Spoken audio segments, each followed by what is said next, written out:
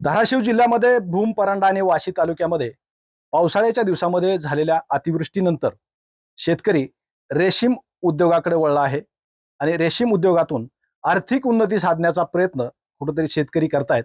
मात्र काल परवा 4 दिवसाखाली झालेल्या अवकाळीमुळे या उद्योगाला सुद्धा फटका बसलेला आपल्याला पाहायला मिळतंय. आपण धाराशिव जिल्ह्यातील भूम तालुक्याच्या अंजनसोंडा गावामध्ये आहोत आणि एका रेशीम उद्योगाच्या प्लॉटवरती आपण आता आहोत. आपण जर पाहिलं तर या ठिकाणची जी सिस्टम आहे ही अशा पद्धतीने असतं की आपण आळी जी आहे ही आळी कोश तयार करती. हा रेशीम उद्योग जे आहे ते अशा पद्धतीनं या ठिकाणाहून सुरुवात होतो. ही जी पाला आहे हा पाला ही आळ्या खातात आणि परत ह्याच्यापासून रेशीम कोश तयार होतो आणि त्यापासून रेशीम तयार होतं. अशी ह्याची प्रोसेस आहे. या ठिकाणी आपल्याबरोबर हे जे उद्योग करतात शेतकरी ते स्वतः आपल्यापाशी दोघे पती पत्नी दोघं पण आहेत. कशा पद्धतीनं ह्याची प्रोसेस असते आणि सुरुवात कशी करतात? मी सुरुवातीला चाकी आणतो. हम्म. चाकी आणल्यानंतर मग असं रॅकोर हे करतो, टाकतो, पाला टाकतो, औषधं पावडरी असते त्याच्या ती वेळेच्या वेळेला टायमिंग टाकून सगळं योग्य त्या रीतीने ती पार पाडतो आम्ही. बर. आणि नंतर मग त्याचे मोल्ट असतात, झोपायचे पुन्हा खायचे. 2-2, 3-3 दिवस आमचा आता शेवटचा मोल्ट आहे. आता यानंतर आम्ही 6 ते 7 दिवस आळ्या खातात. नंतर कोसवर येतात. कोसवर आले की त्या चंद्रिका पाठी मग बाहेर ती चंद्रिका जाळ्या टाकतो आम्ही. मग जाळ्यावरती कोस तयार करतात. ह्याच्यामध्ये मला सांगा, आता ही आळ्या जी आहेत ही आणता कुठून आणि आम्ही त्याचं म्हणजे किती लहान असतात मोठ्या कसं असतं ते? लहान तुम्हाला ती ओळखू सुद्धा येत नाहीत आणताना.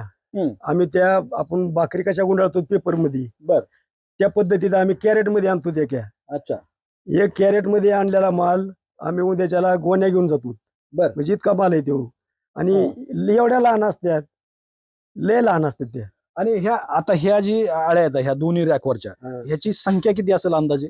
अंदाजे आता माझे जे आहे चॉकी हे 150-200. तर याची संख्या जवळजवळ 7 ते 8 लाख एवढी वाटते. हा, एवढी. किती दिवसामध्ये? हे आता ही माझ्याला झाले 8 दिवस.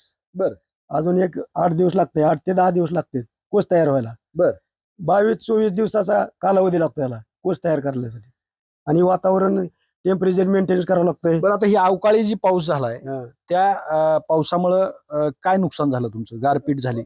ह्याच्यावर पाल्यावर बुरशी आली ना ह्याची. पाण्यामुळे काय झालं, पाल्यावर बुरशी आली. मग तोच पाला आळ्याला खायचा आहे ना.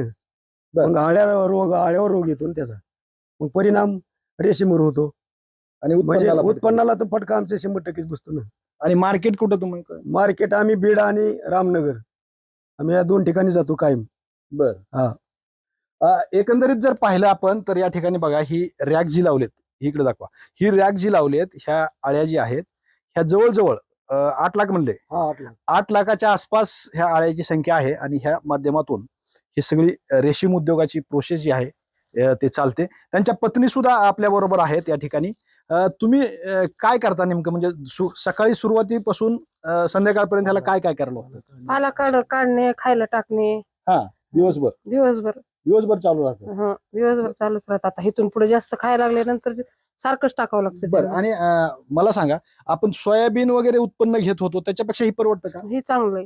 चांगलंय. हो, हे चांगलं. फक्त ह्याला ही सगळं व्यवस्था करावं लागते सगळी. पाण्याची वगैरे, टेम्परेचर. तासातनं 2 वेळेस ड्रिप चालू करायचं. वर शेडवर टाकले ड्रिप. आणि ह्याची काळजी काय काय घ्यावं लागते? ह्याला म्हणजे व्यवस्था सगळी म्हणजे हे करावं लागतंय. इथं दुसरं काय चालत नाही. बर. असं फवारलेलं ह्याला असं काहीच जमत नाही. कीटकनाशक हे असलं काहीच चालत नाही ह्याला. बर. ह्याला नुसते त्याचेच ते चुना पावडर ही वापर करायचा. आणि सकाळी आणि संध्याकाळी, मध्ये काय नाही. सकाळी संध्याकाळी. आणि दिवसभर नुसतं आता इथून पुढे 6 दिवस पाला टाकायचा. किती माणसं लागतात ह्याला? आम्ही दोघंच करतो. तुम्ही दोघंच करता. आणि उत्पन्न चांगलं निघतं? हो, चांगलं निघतं. पण अवकाळी पाऊस झाला त्याच्यामुळे आता मार बसतोय. मार बसला. एकंदरीत ही अशी परिस्थिती आहे.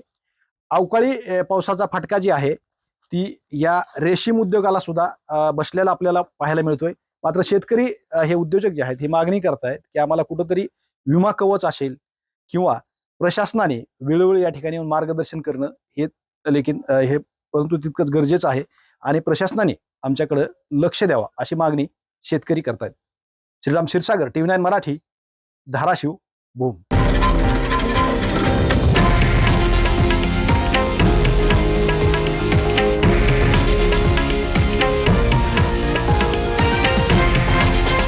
हे आहे देशातील नंबर 1 न्यूज नेटवर्क आणि आपण पाहत आहात TV9 मराठी, एकमेव.